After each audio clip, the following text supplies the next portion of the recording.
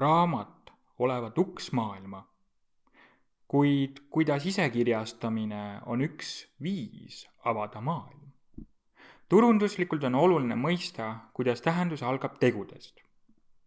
Alusta maailma raamatu kirjutamisega ja õpid iseenda kohta midagi juurde.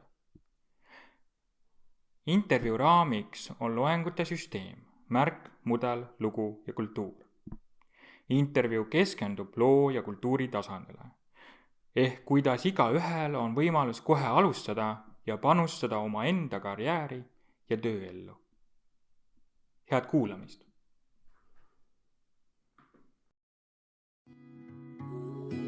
Turundusmärgid.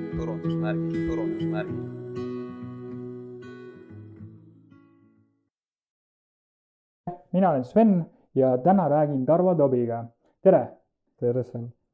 Täna räägime me raamatute kirjastamisest ja raamatute ise kirjastamisest täpsemalt öeldes.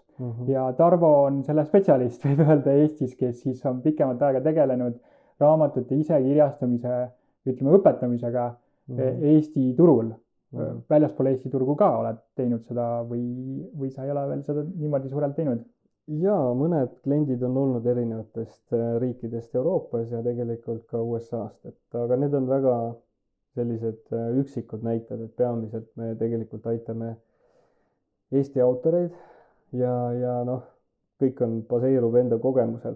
Nii et kunagi, kui alustasin esimese raamatu kirjutamist ja olin ka huvitatud teada saama, et mida need kirjastajad siis teevad sellist huvitavat, et ma sellega näiteks ise hakkama ei saa. Ja läks aastaid aega, aga täna ma tean, mida nad teevad. Täna ma tean ka, kuidas kirjastajad tegelikult suhtuvad autorisse, vähemalt suuremad, ja ma näen seda, et see suhtumine võiks olla parem, just nagu suurte kirjastuste puhul, nende alustavate autorite suhtes, kes tulevad, et kes ei ole veel ennast kuulsaks kirjutanud, kes soovib oma esimest teost kas analüüsida, saada tagasisidet ja tegelikult, kui esimest raamatut kirjutada, ega mina küll ei teadnud, et millised need reeglid on, kuidas selle sisu ülesehitus käib, olenevalt siis kirjanduse või teose žanrist tekib selline ka erinev vaade tegelikult raamatule, millised on need konkreetsed sisupunktid ja küsimused, mida lugejad ka alateadlikult siis seda raamatut lugedes küsivad, et ka neile tegelikult tuleks vastata ja kuidas siis need vastused punuda, ütleks siis kogu sinu raamatu sisse. Et me nüüd läksime kohe väga sügavaks, eks ole, aga just nimelt, et kuidas siis tegelikult esimene teos välja anda, et meie oleme siis minu raamatus keskendunud sellele, et aidata alustaval autoril üldse saada aru, et mida tähendab raamatu kirjutamine ja ise kirjastamine ja mis sinna veel kõik muu põnev ja huvitav kuulub. Aga lähme siis kohe alguse juurde tagasi. Kes on ise kirjastaja ja kes on siis, kirjastaja, kui sellest lähtepunktist vaadata, et on olemas ise kirjastajad ja siis on kirjastajad ja siis on veel hobiautorid ja autorid, et kes nad siis kõik on, et kuidas me peaksime sellest aru saama? Ma arvan, et isegi kuulaja on midagi kunagi kritseldanud, kas väikse pildi kuhugi oma vihikusse või kirjutanud mõned sellised laused või saanud inspiratsiooni mõnest, et välja anda mingi luuletus näiteks.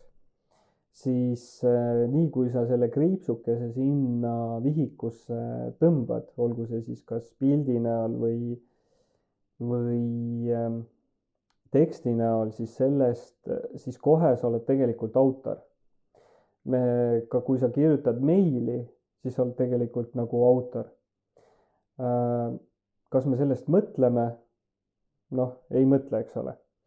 aga see kriitseldus või see kiri on tegelikult sinu väljendus ja mis on unikaalne.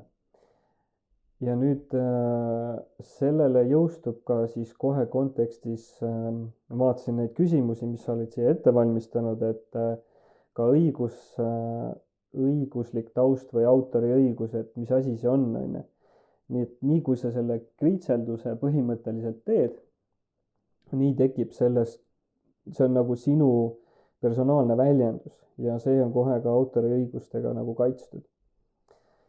Nüüd, kui vaadata, et kes siis autor on, eks ole, siis autoreid on väga mitmesuguseid.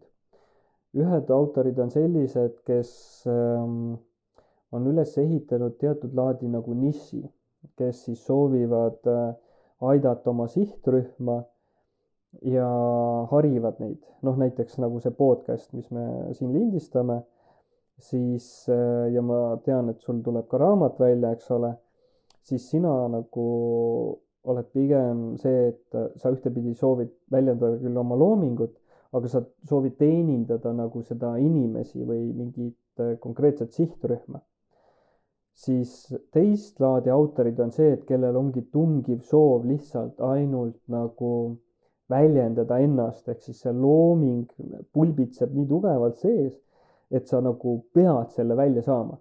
Noh, minul oli see versioon. Ja ma olen küsinud ka, et noh, miks inimesed tahavad nagu tegelikult raamatut avaldada.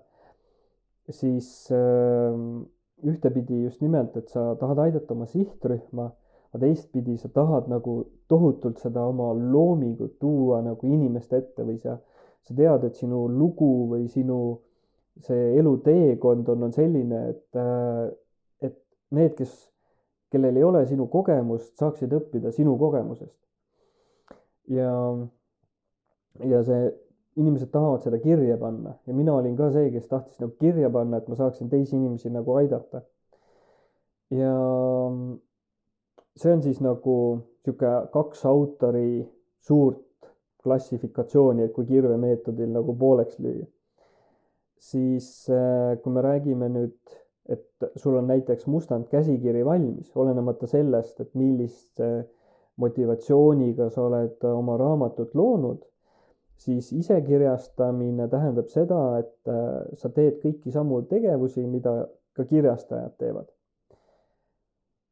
Ja kui vaadata siis seda, et kes on nagu kirjastaja, siis kirjastaja on tegelikult, kuidas see definitsioon oli, ma kahjuks peast otse ei mäleta, aga ettevõte, kes müüb tegelikult ajalehti, ajakirju, raamatuid, brosüüre ja perioodikat, midagi sellist, kui vaadata seda tehnilist nagu sõnavara.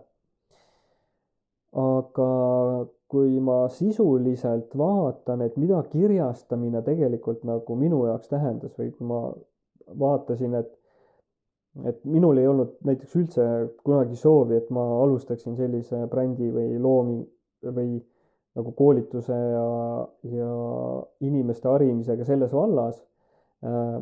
Mul oli lihtsalt 3. raamatu puhul juba inimesed küsisid nii palju, et kuule, kuidas sa seda teed ja kuidas sa seda teed ja miks sa just seda nii teed. Ma mõtlesin, et okei, et noh, ma ise sain nagu aru, aga mul ei olnud sellist süsteemi nagu tänaseks on välja kujunenud. Ja kui vaadata, et nüüd, mis asi see kirjastamine siis endast kujutab, siis kui sul on esimene samm on tegelikult kirjutamine. Kirjutamine siis hõlmab või selle lõppeesmärk on see, et sul on valmis mustand käsikiri. Ja mustandi käsikirja tegemine on ülikeeruline või nagu niisugune nagu samm-sammult tegemine, sa püüad teha seda ja see võtab tohutult palju aega. Et kui täpsustada, siis algajad kirjanikud või kirjutajad võtab see väga palju aega, et kuidas sa kuulajatele seda nagu ütleksid, et või lohutaksid neile, et ärge andke alla veel, et jah, võtabki palju aega see esimene raamatu või esimese käsikirja tegemine, et see ei teki kohe üleöö. Et kas see on nii või tegelikult mõnel tulebki kohe üleöö välja ja ongi kohe autor valmis? Me oleme teinud ka ilukirjanduslikke žanriga nagu, et kuidas kirjutada noh, näiteks romaani, koolitusi ja seal oli, me tõime välja selle, et kui kiiresti on üks nagu, kas see oligi romaan kirjutatud, siis kui ma nüüd peast, ma ei oska öelda, et aga kas see oli äkki 4 päevaga või? Mingi selline paarisaja leheküljeline romaan, mis tähendab 50 000 sõna nagu päevas. Et see on päris jõhker maht, mis tähendab seda ka, et ma ei tea, mis kriteeriumite alusel seda nagu hinnati, aga selle jaoks, et see süžee hakkaks jooksma ja 50 000. Ma mäletan, et ma olen heal juhul 3-4 tuhat sõna päevas kirjutanud. No ja kui sa pead seal vahepeal nagu looma seoseid, siis tõmbab ikka nagu juhtme kokku, eks ole, võiks nii öelda. Aga see kõik sõltub nagu ka sellest žanrist, et tõesti, kui sa satud nagu inspiratsioonilainele, siis julgelt nagu tegutseda. Ja võib-olla esimene asi, mis ma nagu alustavatele autoritele soovitan, on see, et kirjuta. Vahet ei ole mida, on. Ja mul on ka olnud väga musti päevi, et ma ei viitsi kirjutada, see on nii loll mõte, et ma niimoodi isegi neid ridu siin välja kirjutan. Ja see oli päriselt, mis ma kirjutasin. See kirjutamine on nii nõme, käige kõik peesse, on. Ja mõned päevad on niimoodi, et istud arvuti taha ja siis sul 1000 sõna tuleb mingi 10 minutiga, 20 minutiga, sul lihtsalt käed käivad nii kiiresti. Nii et päevad ei ole vennad, võiks öelda. Aga kuidas see su küsimus nüüd veel täpselt oli, et mida siis... Mida algajad autorid peaksid siis tähele panema, et mitte ära ehmuda sellest, et mu soov on 1 aastaga valmis saada oma raamat, aga millegipärast see venib, tulevad takistused ette ja ikka raamatut välja ei ole antud. Et kui ma õigesti nüüd olen aru saanud, siis see tegelikult raamatu esimene kirjastamine või see protsess ise võtabki väga palju aega öelda alustavatel autoritel. Või tegelikult see alustava autori pädevus, ütleme, kirjastada ühte raamatut sõltub ka inimesest inimeseni. Kindlasti sõltub inimesest, et meie koolitustel, ma mäletan, et palju me neid inimesi oleme koolitanud Eestis, aga igal juhul on olnud nagu see, et alustavale autorile on vaja julgustust. Ja kui me räägime nagu ajalisest perioodist, siis tõesti on olnud niimoodi, et ütleme niimoodi, siin on teatud laadi rusikareegel, mida ma nagu jälgin ja mida ma julgustan alustavatel autoritel jälgida, on see, et kui sa oled nagu ilukirjanduslikult teost loov autor, olgu see siis romaan, novell, luuleraamat, ära mine kirjastamise sammu, mis on teine samm, enne kui mustad käsikiri ei ole sinu poolt nagu valmis. Ja miks? Puhtalt selle tõttu ei tasu minna järgmisesse sammu, on see, et see kirjastamine on täiesti teine maailm. Ja kui su looming hakkab selle tõttu nagu saama pärsitud, et sa astusid uue sammu, sinu jaoks täiesti tundmatu maa, siis lõpeta ikkagi eelnevalt see käsikiri ära ja siis alusta kirjastamisega. Sest kui hakata nagu vaatama seda, et miks minu esimene raamat võttis 4 aastat kokku aega, seal hulgas ka 6 kuud ma mõtlesin, et ma üldse ei avalda raamatut. Aga see kõik oli seotud sellega, et ma hüppasin nagu kits erinevate heinakuhjade vahel. Ehk siis ma vahepeal kirjastasin, mõtlesin juba seda, et millised võiks need kaaned olla, kes hakkab tegema seda keelekorrektuuri, kust ma saan küljendaja, kujundaja, siis vahepeal mõtlesin, et okei, et kuidas ma turundan, millistes kanalites, mis kanalid mul on üldse, kuhu see nüüd müüki läheb, kuidas ma üldse raamatut hinnastan, ja aga kas üldse sellist raamatut, nagu ma kirjutan, läheb üldse kellelgi vaja, et sa hakkad nagu nii üle mõtlema, mis ei ole nagu halvad küsimused, aga need ei sobi sellesse kohta, kus sinu teos on selline nagu õrn võib-olla ja see enesekindlus sulle ei ole ka veel nagu nii suur, siis ma julgustan tegema tööd nagu selle tekstiga. aga käsiraamatute puhul, mis ei ole nüüd ilukirjandusteosed, kas nendel on mingi erinevus nüüd protsessis? Protsessis tegelikult ei ole, et see protsess, mida meie nagu õpetame, on üldine, ta on niisugune hästi nagu tehniline, kuna mu enda tagataust on IT, nagu arvutid ja arvutivõrgud, et siis sul on nagu sisendid, väljundid, eks ole, ja noh, see ülejäänud on see protsess, mis seal vahel on, eks ole. Siis kuidas nagu alustav autor minu kogemuse põhjal võiks nagu toimida, ongi just see, et sa ikkagi eelneva sammu lõpetad ära, ehk siis mustandkäsikiri saab sinu poolt nagu valmis, et minna nüüd kirjastamise sammu.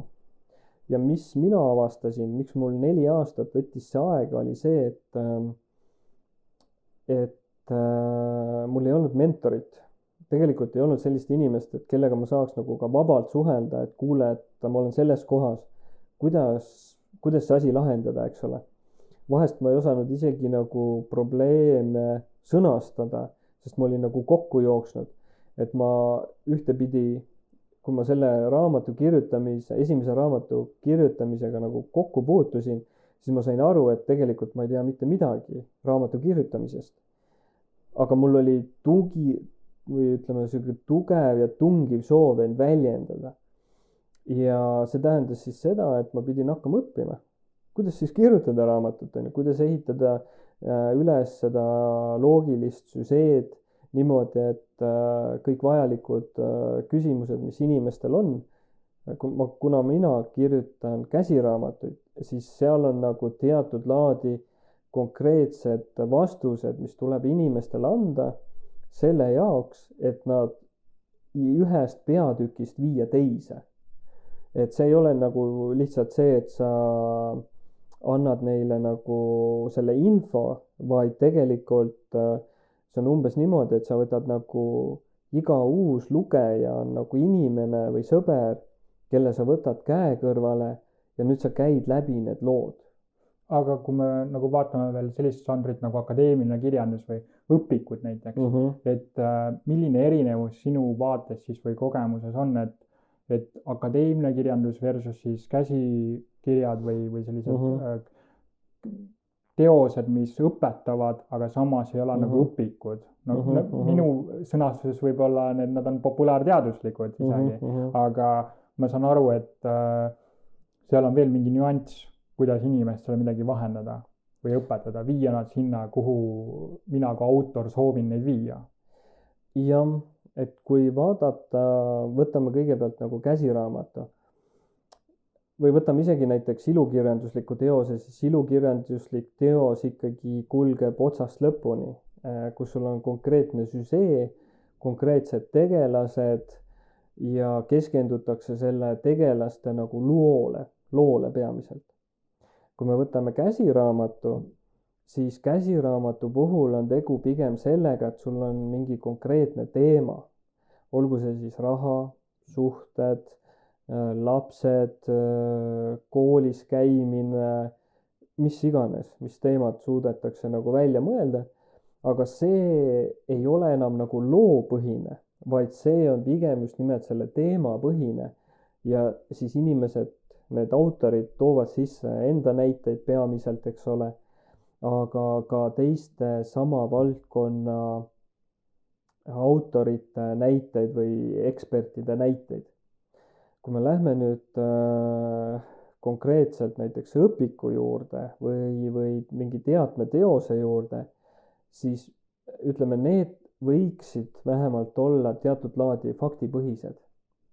Ehk siis kui ütleme loo ehk siis romaani puhul seda faktipõhilisust, ulmeromaanis, mis faktipõhisust sul seal vaja jälgida on, või kui sa lood ise selle maailma, eks ole, siis küll on ju, et sinu maailmas on fakt näiteks see, et see maailm on keeratud 180 kraadi, et inimesed käivad hoopis niimoodi, et peegelpildis kuidagi, eks ole, ja see on sinu raamatu fakt on ju. Nüüd, kui me võtame käsiraamatu, siis mingi fakt, et või et ma mõtlen, kuidas raha tuleb seina seest, on ju. ja tegelikult, kuidas see raha ei tule seina sees, see on fakt, eks ole. Aga kuidas see jõuab sinu pangakontole, on ju. Et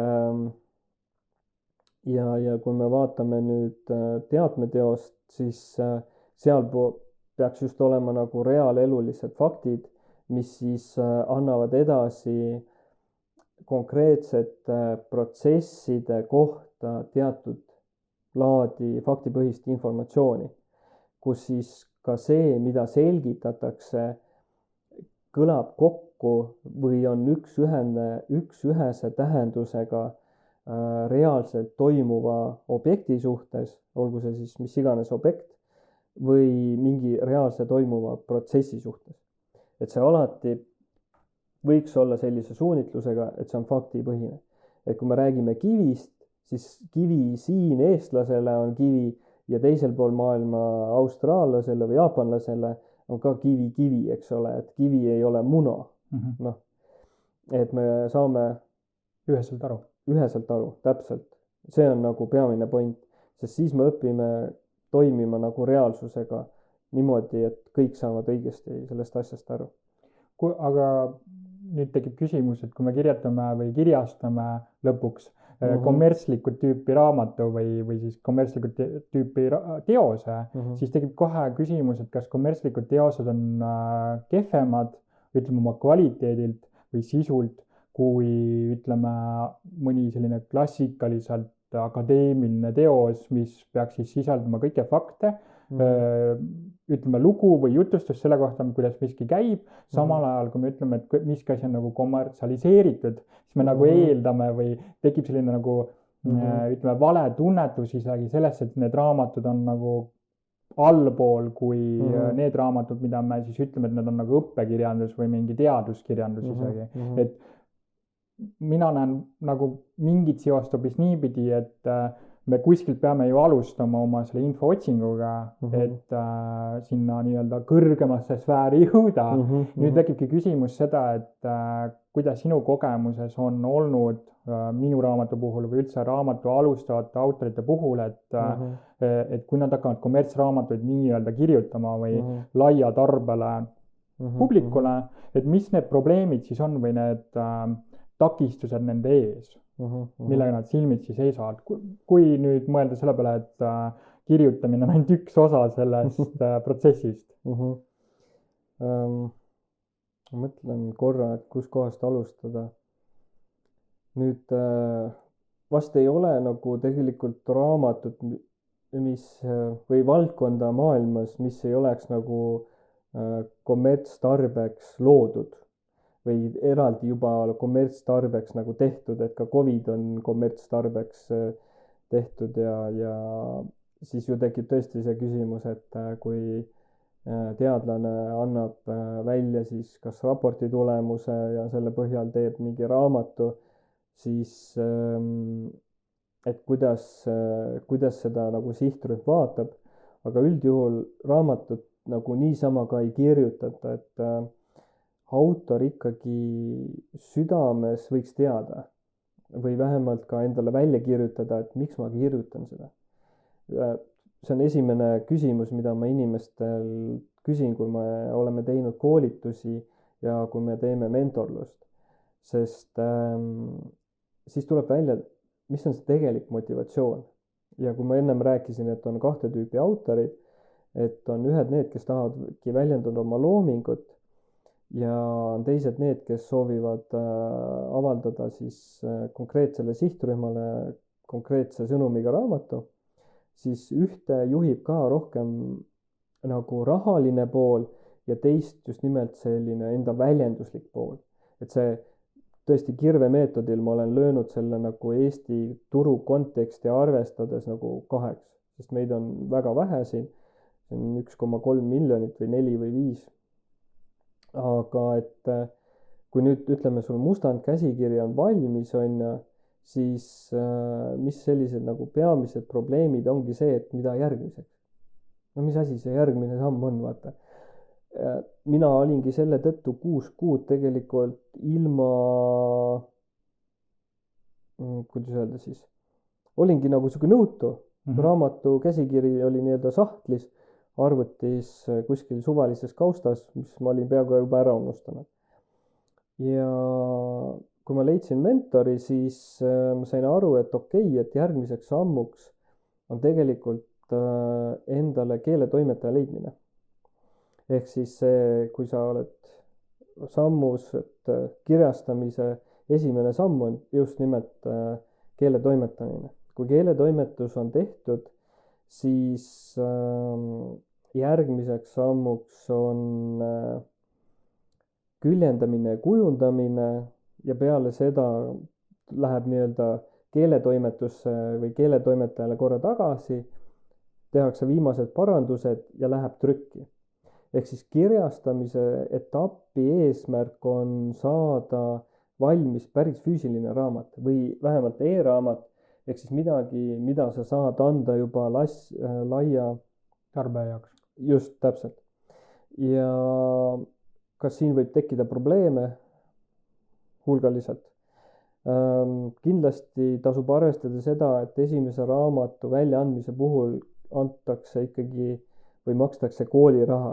Mina maksin ka esimese raamatu puhul päris arvestatavat kooliraha, aga tänu sellele ma oskan ja suudan ka teisi juhendada, ehk siis mida vältida ja mida mitte.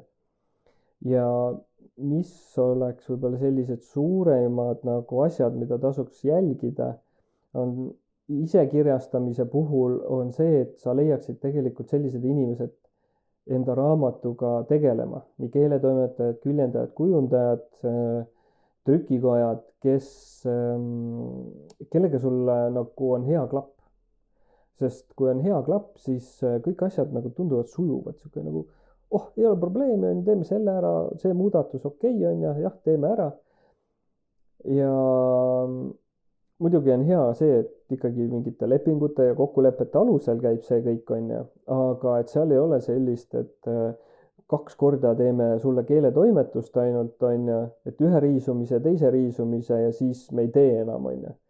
Et siuke inimlik ja mõistlik lähenemine võiks olla nende inimestega, kellega sa hakkad ise kirjastamise puhul nagu koostööd tegema. Mis puudutab seda, et kui sa lähed kirjastaja juurde, suurkirjastaja võtaks näiteks sinu käsikirja üldse sisse, siis esiteks see, et sa läviksid või saaksid nende töö lauale, on päris suur tegemine. Minu raamatu blogisse ma olen teinud ka siukse blogipostituse, et kuidas siis pääseda just nimelt nagu kirjastajate, nagu suurkirjastajate töö lauale, et sa tutvustaksid ennast, räägiksid endast, annaksid üle enda motivatsiooni, selle raamatu teema, mida sa plaanid turunduslikult teha, milline on sinu influence või see mõju, et millistes kanalites sa oled tegutsenud ja nii edasi ja nii edasi. Ja mida sa nagu üldse plaanid teha sellega, kuidas, millist eesmärki see raamat sinu jaoks nagu täidab. Et kui sa lähed ikkagi ise kirjastaja juurde, tähendab, et ei tee seda ise, siis tasub jälgida kõiki lepinguid, mida sa teed, sellepärast et keegi ei tee tööd tasuta, jah. Mis tähendab seda, et see tulu ja sinu raamatu potentsiaal peab olema selline, mille puhul üldse kirjastaja vaatab, et kuule, päris äge on ja. Tõesti, me siia nagu investeerime, me teeme sellele keeletoimetuse, küljenduse, kujunduse, me trükime seda, eks ole, ja me müüme ja me turundame seda.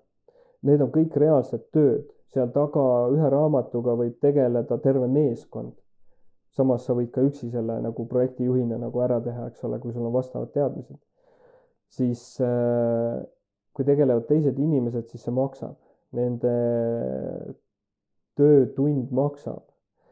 Ja miks nüüd tuleb välja nagu see, et kui sa oled huvitatud sellest, et seda ise kirjastada, mina julgustan ise kirjastama peamiselt nagu 2 põhjusel. Üks, väga hea õppekogemus, nagu tohutult hea. Seal tulevad välja erinevad sellised isiksuse omadused, kus sa märkad seda, et kas see isekirjastamine on sinu jaoks või isegi juba kirjutamise sammus sa märkad, et kas see asi sujub sul või ei suju. Kas see on ainult teadmise taga või see on ka sellise nagu talendi taga või ande nagu avaldumise taga, et seal on nagu ütleme kaalukausid, kus näiteks minu mentor jagas nagu matsu lahti, eks ole, et kuidas minul see kirjastamine olla võiks, ja ta ütles, et muidugi tee ise kirjastamist. Kirjastamist tee siis, kui sa tunned, et sa tahad seda kogemust. Ja oligi niimoodi, et esimese ma tegin ise, sain teada, mida see tähendab, ja teise raamatu me tegime niimoodi, et paari sõbraga koos ja selle me lasime teha kirjastusel. Me leppisime konkreetse hinna ja summa kokku, mida iga autor, meil oli 3 autorit, iga autor sai 1 eksemplari pealt 1 euro. Ja selle raamatuga me testisime ka seda, et kuidas nagu jõuda Amazoni, sest see oli ingliskeelne raamat, kuidas Amazoni süsteem toimib ja kuidas Amazonis turundamine toimib. Nii et see oli selline nagu õppekoht meie jaoks. Täna me pigem ka enam inimesi niimoodi suure grupiga ei koolita, sest ma märkasin seda, et need, kes meie koolitustel käivad, see protsent, kes tegelikult raamatu nagu valmis kirjutavad, on nagu üliväike, mis tähendab seda, et see on nagu minu maha raisatud aeg on ju ühtepidi ja teiselt poolt teiste inimeste nagu raha ka tuulde visatud nagu raha, et nad maksid väärtuse, aga nagu ei tee lõpuni, on ju. Ja siis on vaja nagu rohkem sellist individuaalsemat lähenemist, ma saan aru. Just, ja selles suunas ma tegelikult nagu läksingi, et teeme nagu personaalseid sihtrühmast lähtuvaid kas mentorlust või coachingut, ütleks siis niimoodi. Ja see on kordades efektiivsem, ehk siis on reaalsed küsimused, reaalsed probleemid, reaalsed sammud, mida me läbi käime iga selles etapis, et kas või see, et kuidas leida õiget keeletoimetajat, mida sa pead nagu küsima või et ta, vähemalt see keeletoimetaja on samas žanris avaldatud raamatu puhul teinud keeletoimetust varem, on ju.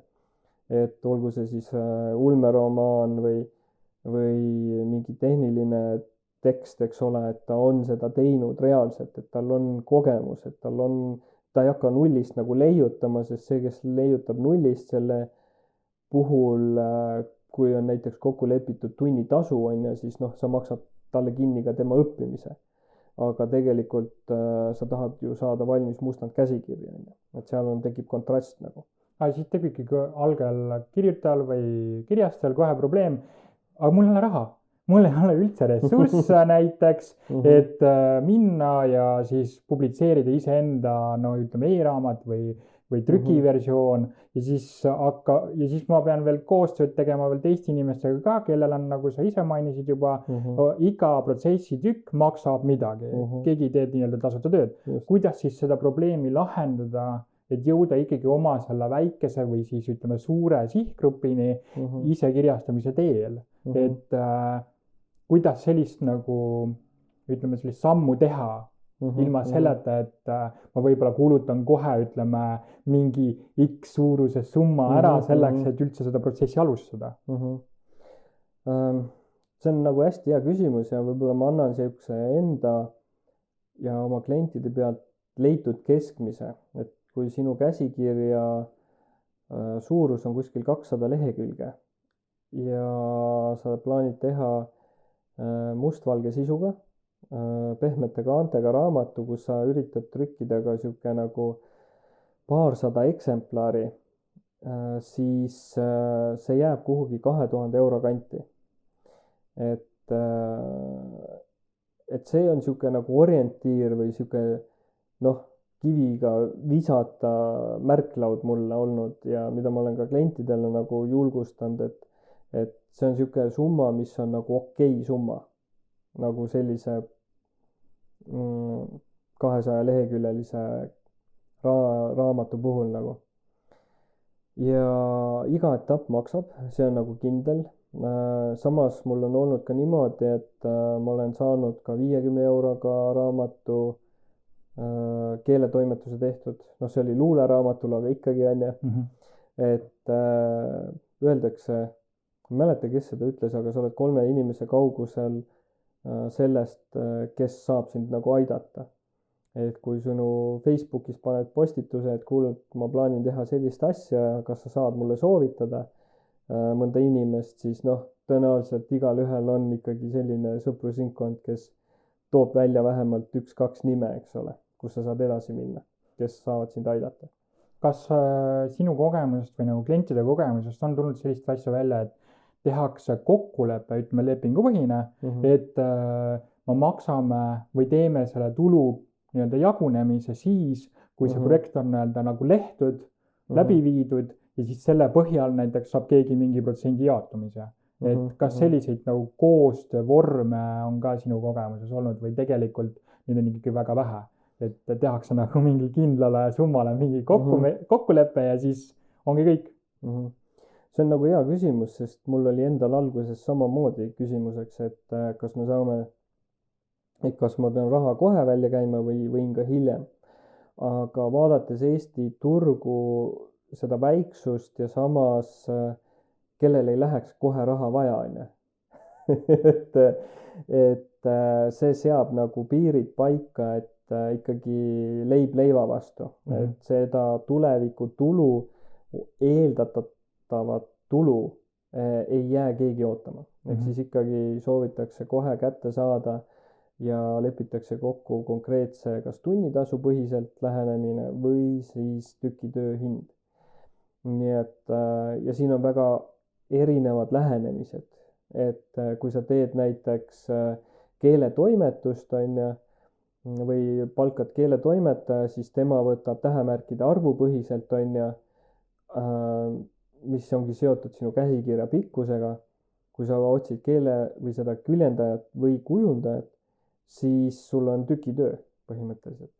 Nii et ühe töö või ühe raamatu avaldamise puhul neid erinevaid, kuidas öelda siis, koostöövorme on just nimelt nagu mitmeid.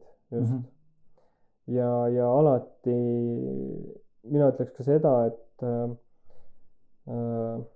mis puudutab näiteks trükkimist, siis võib olla ka see, et mingit raha küsitakse ette.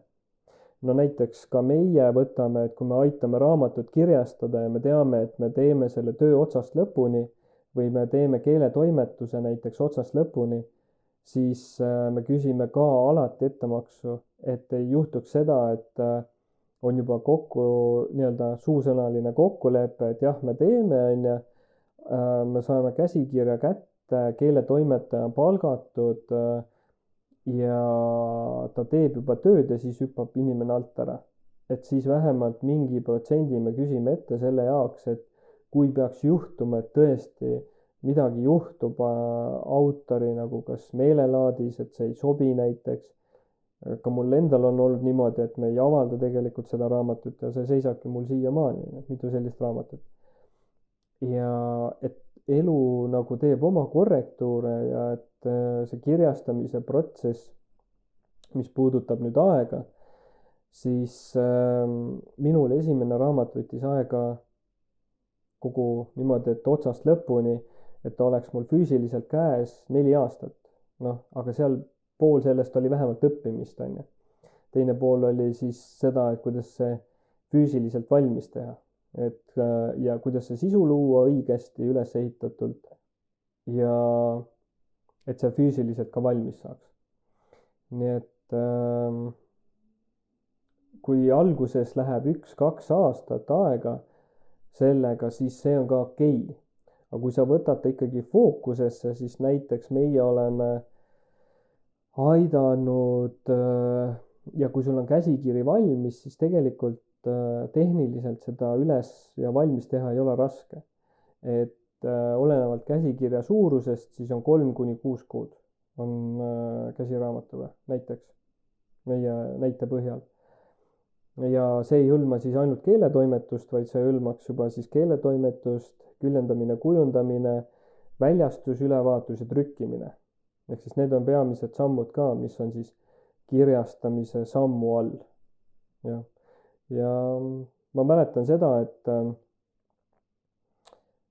mis oli minu jaoks nagu väga selline, mitte ahaa-moment, aga selline moment, kus ma sain aru, et okei, et kui kirjastaja teeb ainult neid samme, ja võtab sult iga järgneva trüki tiraaži pealt samasugust autoritasu, ühekordselt tehtud töö eest, siis miks mina pooldan isekirjastamist ja miks ma õpetan seda, on sellepärast, et sa teedki selle ühe korra valmis ja sa teenid selle pealt ka magades, eks ole. Et see passiivse tulubaasi ülesehitamine läbi enda loodud toote põhjal on minu arust nagu väga hea ja arukas. Et kellele isegi ei kuluks ära nagu 10 eurot, lisa 10 eurot kuus, on ju. Aga kui sul on 10 raamatut, kes igaüks teenib 10 eurot kuus, no ja kui sa paned sinna turunduse taha, siis iga raamat teenib näiteks 50 eurot kuus. No see on kolossaalne vahe, eks ole. Nii et see on nagu üks lähenemine ka ja sihuke hakkab puudutama just nimelt autori ärimudelit. Et kui ma alguses õpetasin ainult seda, et kuidas raamat valmis teha, kuidas teda sisuliselt üles ehitada, kuidas ta füüsiliselt valmis teha või e-raamat valmis teha, kuidas müüa ja turundada, siis ma sellega lõpetasin. Aga ma nägin seda, et mis oli ka minul probleemiks, oli see, et raamat ei ole lihtsalt nagu raamat, vaid raamat on üks võimalus ja öeldakse, et raamat on ka sinu visiitkaart maailma. Mis tähendab nagu seda, et kui sa oledki näiteks mingis valdkonnas ekspert, siis sa saad läbi raamatu, mis on sinu jaoks nagu üks turunduskanal, tuua oma teenuste ja toodete juurde lisasihtrühma, kelleni sa näiteks läbi podcastide, läbi blogi ei jõua. Et see on, raamatu avaldamine on nagu lisavõimalus. Nii et raamat saab olema põhimõtteliselt üks väike osa või ütleme uks sellesse suuremasse maailma, millesse siis keegi soovib siseneda näiteks või olla põhimõtteliselt, aga kas siis võib sellest järeldada seda, et raamat Eesti turu väiksuse kontekstis ei olegi nagu sissetulekuallikas, selles mõttes ta võib muidugi olla, aga ta ei ole nagu sissetulekuallikas, vaid ta rohkem on nagu selline visiitkaart, nagu sa ütlesid, et avada mingi suurem võimalus mingitele teistele aspektidele, et raamat kui sissetulekuallikas, see juba tähendab mingit muud nüanssi. Jah, täpselt õigesti räägid, et see kõik muidugi nagu sõltub ka, et on väga erandid, eks ole, keegi, kes on väga inspireeritud, ma ei tea, ütleme sihuke nagu, kuidas seda nimetati, et muusa on külastanud, on ju, ja inimesed tunnevad selle muusa puudutuse selles raamatus ära ja ongi niimoodi, et emad kingivad tütardele ja tütred kingivad emadele seda raamatut ja sa kuuled sellest raadiost, sa kuuled sellest TV-st, eks ole, ja sinu lähimad sõbrad räägivad ka sellest raamatust, on ju, siis see on fenomen, ütleks. Aga sellist fenomeni nagu ei saa nagu lõputult produtseerida ise. Nii et need on sellised mõned üksikjuhused, aga enamus, mis ma võib-olla teen, et kus tekib see nullpunkt, kus sa oled saanud oma investeeringud, mis sa oled või kulud tasa, on siis see, et Eesti kontekstis sul peaks olema 400 kuni, ütleme 300–600 eksemplari müüdud selle jaoks, et sa teeniksid või tuleksid omadega nulli ja üle 600 eksemplari kindlasti tähendab seda, et sa teed ka aktiivset turundust. Öeldakse, et Eesti kontekstis ühe raamatu eluiga on 1 aasta. See muidugi oleneb sisust, see kõik oleneb sellest, et kas sinu bränd või sinu ettevõtmine on seotud otseselt selle raamatu ilmumisega või mitte. Et kui see toetab sinu kogu ettevõtmist ja seda elustiili, mida sa vileled, siis see on pigem nagu üle aastate toetav, eks ole. Aga kui ta on niisugune nagu hitt asi korraks, siis võib öelda küll, et ta on kuskil niisugune 1 aasta nagu liblikas põhimõtteliselt. Mis nüüd, kui mina esimest korda nüüd oleks algaja autori rollis, on ju, siis 1 aasta liblikas, on ju, siis tekib kohe niisugune, täiesti mõttetu. Ma mõtlesin, et ma tulen, löön laineid, on ju, siis kindlasti tasub proovida. Meil on käinud ka koolitusel, oli üks vanem naisterahvas, kes meie koolitusel avastas, et kirjutamine ongi tema elukutse. Ta on 70ndates aastates. Kujutad sa ette, alles siis avastas selle, on ju. Nii et minu arust nagu ülilahe. Nii et igal juhul, kui sa kuulad seda ja kuuled ja see paneb sinu südame nagu põksuma, et sa tahad ikkagi ennast väljendada, isegi kui see on nagu aastate pärast nagu reaalselt teostatav, et see ei olegi praegu, siis mida mina julgustan, on see, et kriitselda, joonista, pane kirja. Puhtalt oma 3. raamatu ma paningi kokku niimoodi, et mu märkmeid oli 7 aasta jagu. Ühesõnaga kirjuta lihtsalt nagu sahtlisse. Põhimõtteliselt täpselt. Et lihtsalt see koguneks ja siis sa saad nagu kokku panna selle lõpuks. Just, täpselt. Aga mis on põhimõtteliselt isakirjastamise müüdid või sellised varjatud tahud, mis siis inimesi, ütleme, ühtepidi võlub ja teistpidi paneb mõtlema, et see võib-olla ei ka tasu ära. Aga siiski ta jääb nagu müüdiks nagu faktipõhisest või sinu klientide ja sinu enda kogemuse põhjal. No ühel hetkel, kui on madal seis, tekib see, et kellel seda raamatut on vaja. No ja see on väga ohtlik koht. See on väga ohtlik koht, et sa võidki visata oma raamatu nurka, mida ma ei soovita. Kui sa ei tunne, et sinu puhul on ka see okei, kui sa ei tahagi avaldada raamatut, on ju. Mida ma olen nagu näinud puhtalt nagu klientide puhul ongi see, et ongi kirjutatud raamatuid nagu sahtlisse ja seal vahe on 10 aastat, 20 aastat, 30 aastat, siis see on ka okei. Ja ühel hetkel, kui tuntakse, et nüüd on aeg või nüüd ma olen valmis või nüüd ma tahan teha, siis see välja kaevata näiteks ja minna nagu uuesti selle teema juurde tagasi. Et mitte nagu ennast ei tohi kindlasti nagu materdada. Maailm on niigi, nagu ma ütleks, crazy on ja, et kui sa nagu ennast ka veel materdad, et kas sellel on pointi? Et mina nagu ei julgusta materdama ennast. Pigem, mida ma tahan nagu uskuda, on see, et igaüks annab nagu endast nagu parima. Ja kui seekord tuli välja nii, siis see on okei. Aga see ei tähenda seda, et sa oled halb selle pärast. Et kirjutada ja kriitseldada ja see õpetab tegelikult väga mitmeid olulisi nagu asju, mis ei pruugi olla olulised, eks ole. Näiteks, et kui laulja ümiseb kuskil ühistranspordis või see tundub nagu väike asi, aga näiteks sellest üminast võis tekkida see, et ma tajun biiti või ma tajun seda rütmi, seda viisi, et ma lähen sellega kaasa. See on õige. Kirjutamise puhul ma kirjutan lühilauseid või ma õpin näiteks väljendama ennast, panema niisuguse pika kirjelduse viite sõnasse. On ju? Et alguses võime vaadata seda, et tegelikult see on nagu mis see ikka on, on ju. Aga tegelikult see on väga suur pluss, miks öelda seda 10 lausega, kui sa saad 5 sõnaga, on ju. Et või joonistamise puhul, et teed imelikke siukseid jooniseid, on ju, ise ka aru ei saa, et kust need tulevad, aga ühel hetkel tulevikus sa võid vaadata, et need joonised võivad olla kuskil sinu teoses. See inspireerib sind, see toob tähenduse sisse.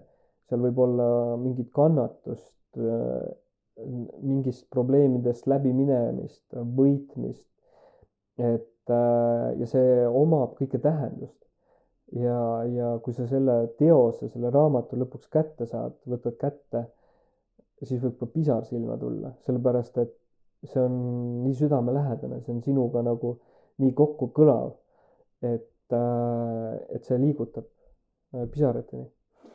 Ennem me natuke rääkisime või sina õigemini tõid välja, et isegi kui sa oled ühe päeva liblikas, tahad olla fenomenaalne, tulla turule ja 1 aastane ja siis 1 aastaga, et vähem minul on jäänud ka enda kogemusest nii-öelda nooruse, mis ei ole veel lõppenud niivõrd, kuivõrd, et jäänud see arusaam, et tahaks nagu kiiresti kohe kuhugi jõuda, teha midagi kiiresti ära ja siis on nagu midagi ilusat, õnneliku maailma lõpul minul käepärast. Et aga ma praegust nagu saan aru või siin kuulates just, et see nõuab siiski, isegi kui sa teed nagu 1 aasta fenomeni, nõuab see eeltööd väga-väga palju või sellist nagu pühendumist korralikult selle teema sisse või sellesse, mida sa teed.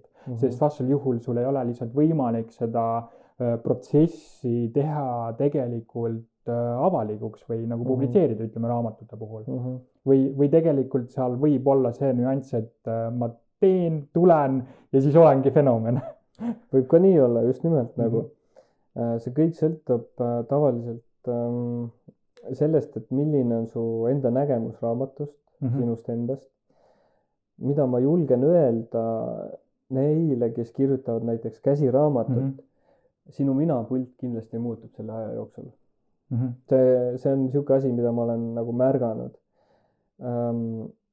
Kui sa oled oma valdkonna ekspert, siis mida ma olen märganud ka, näiteks coach'id või treenerid, nad hakkavad küsima peale raamatu ilmumist kõrgemat hinda. Miks? Raamat ei ole raamat, vaid nad tegelikult õpivad nägema. Nende jaoks on loomulik, et nad tulevad, klient tuleb uksest sisse, nad aitavad teda, aga see töömaht, näiteks oled ma ei tea, mitmes ülikoolis saanud mingid teadmised, sul on mingid konkreetsed diplomid, sa oled läinud süvitsi, sa tead täpselt, mida see üks liigutus tähendab näiteks selle inimese keha peal, milline mindset peab olema, kuidas tegelikult kas või õigesti suhelda, mida need kehamärgid tähendavad või kehakeel. Sa oledki ekspert, on ju. Aga sinu jaoks on see nii loomulikuks kujunenud, see on sinu jaoks, sa teed nagu mööda minnes, on ju. Ja siis sa pead selle tõttu, et see tuleb sul hästi välja, vähem väärtuslikuks. Vähemalt ma olen enda klientide pealt seda märganud, et seda ei väärtustata. Ja mida ma olen nüüd märganud vastupidiselt toimivat, on see, et raamatu kirjutamine on neile avanud nende enda teadmiste sügavuste kohta nagu vau. Muidugi nende eneseväärikus või sellise enesehinnang oma töö suhtes tõuseb just selle tõttu, et nad tegelikult, ma käisin 10 aastat tagasi, ma ei tea, need koolitused läbi, need asjad, ma sain need tunnistused, mul on need sertifikaadid, ma iga aasta käin täiendõppes. Aga see on kujunenud niisuguseks elu osaks, et seda nagu ei teadvustata, et see tegelikult lisab nagu lisandväärtust sinu kliendile. Aga see hinnad tõusevad majandussektoriga samas stiilis. Aga miks ta ei võiks nagu 100% tõusta? 200, 500? Miks sa pead teenindama Eestis, kui sa võid keeled suus on ja rahvusvaheliselt seda teha? Ehk siis see enese minapildi muutus on nagu, olen näinud nagu erinev, aga see toimub. Nii et kuna minu nišš on peamiselt nagu käsiraamatud, siis kui palju toimub seda näiteks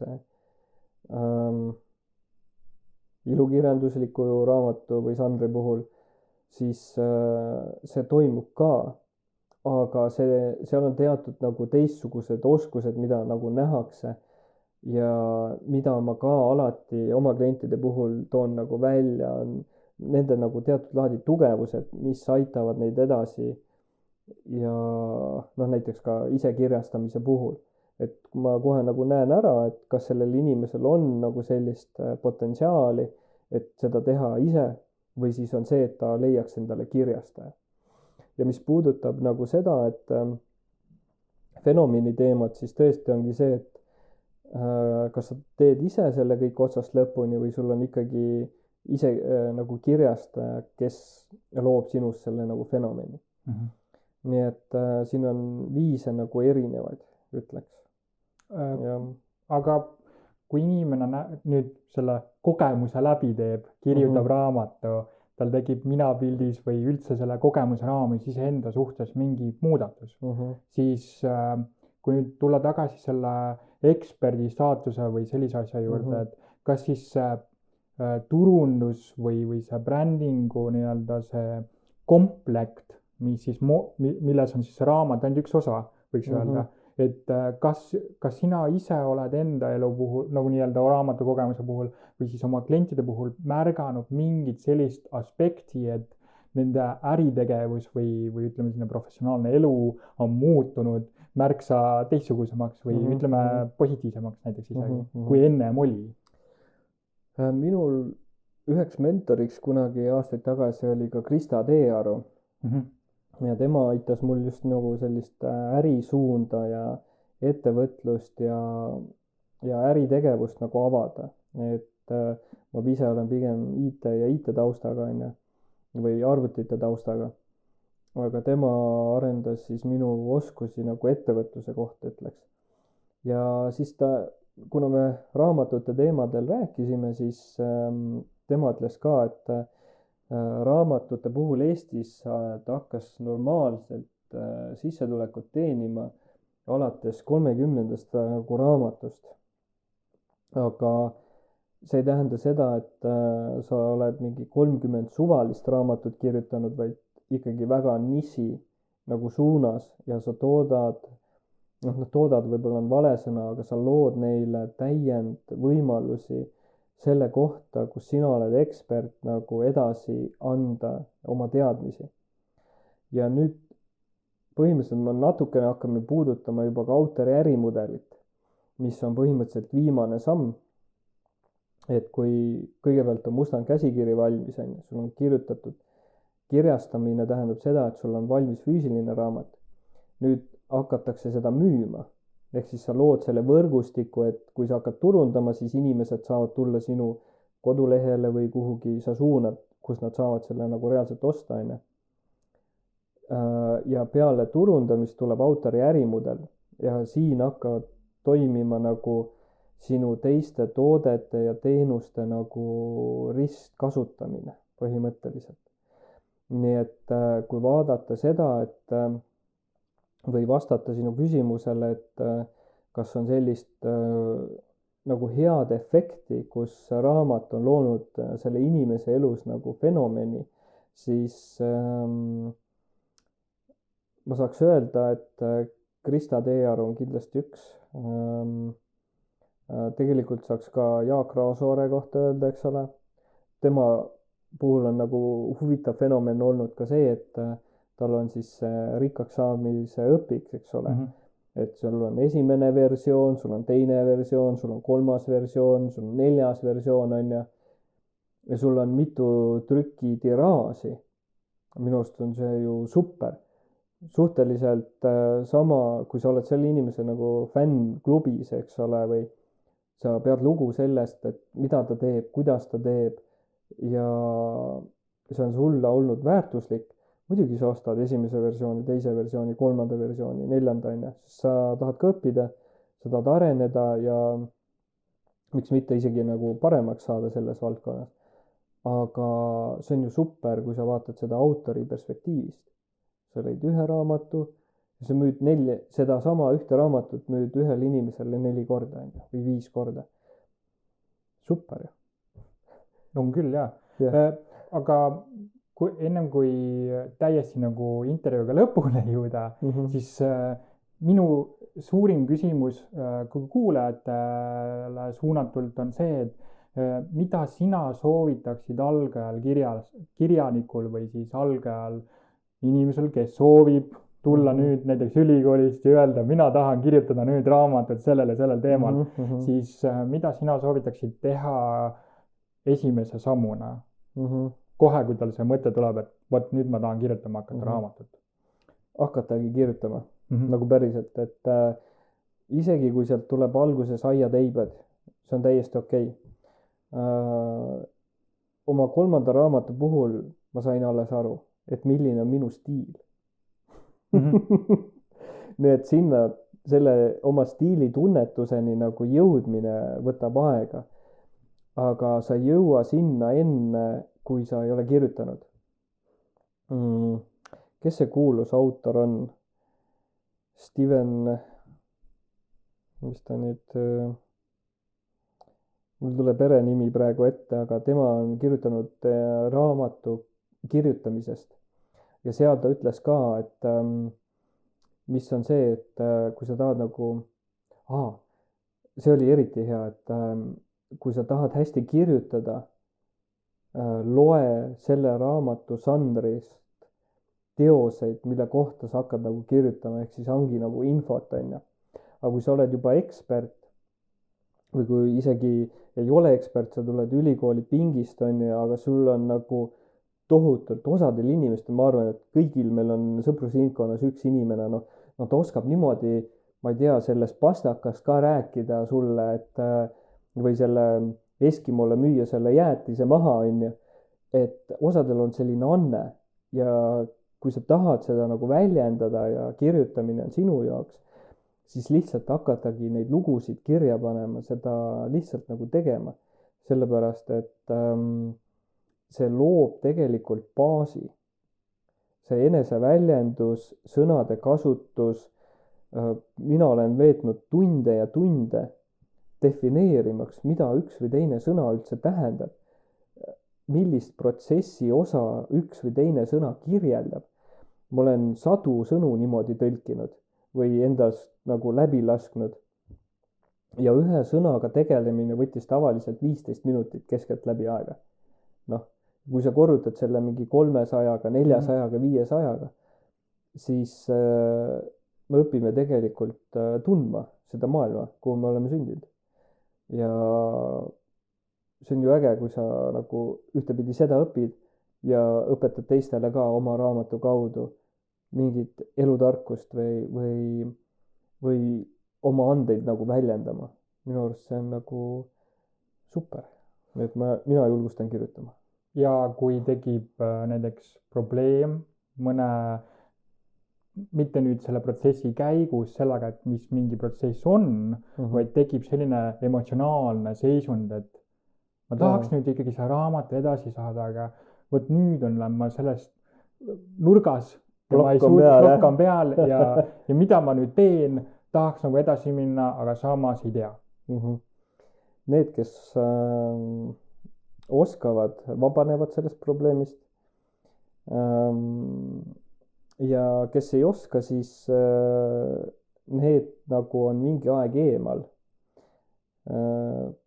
On see päev, 2, 3, paar kuud, hangivad siis ühel hetkel infot juurde ja jätkavad selle teekonnaga. Nii et eemal olekust võib tegelikult isegi kasu olla rohkem kui kahju. Ja teatud perioodil näiteks ka mina julgustan olema eemal, sellepärast et seda on vaja, et teatud lõigud raamatus, sa võid seda lugeda 10 korda ja sa pead seda kõige olulisemaks lõiguks raamatus. Aga kui sa lased paar nädalat nagu seista ja loed selle raamatu otsast lõpuni läbi, siis sa näed seda, et see tegelikult ei olegi kõige olulisem lõik. Aga kas sul on veel mingi mõte, mida sa soovisid kuulajate või tuleviku loengu tudengitega jagada? Mida ma nagu julgustan, on see, et kui sa tunned ära selle kirjutamise, et siis kirjuta. Kui sa tunned ära selle, et sa tahad joonistada, siis joonista. Kui sa tahad ja tunned ära, et laulmine või eneseväljendus laulu või sellise viisi kujul on sinu jaoks siis tee seda, et meil on maailmas, me oleme nagu selles suhtes globaalses võrgustikus, eks ole. aga et maailmas on ka küllaltki palju seda negatiivsust ja negatiivsus nagu klikkide arvu pealt nagu ületab seda, aga tegelikult ma ütleks seda, et positiivsus võidab alati. isegi kui lühikeses perspektiivis on nagu see negatiivsus, mis tundub võitvat, siis tegelikult see ei ole nii. et niisugune positiivne on see, mis suhtumine. just, see positiivne suhtumine, selline elluvaade, seda on tegelikult inimestel vaja. Mina nooruspõlves tegelikult ka vajasin seda. Kas ma alati sain, ei saanud. Ühel hetkel oligi niimoodi, et ma olen tänaseks 1000+ raamatut nagu läbi lugenud. Enamus need on eneseabiraamatud olnud või käsiraamatud, ütleks siis, väga erinevatest valdkondadest.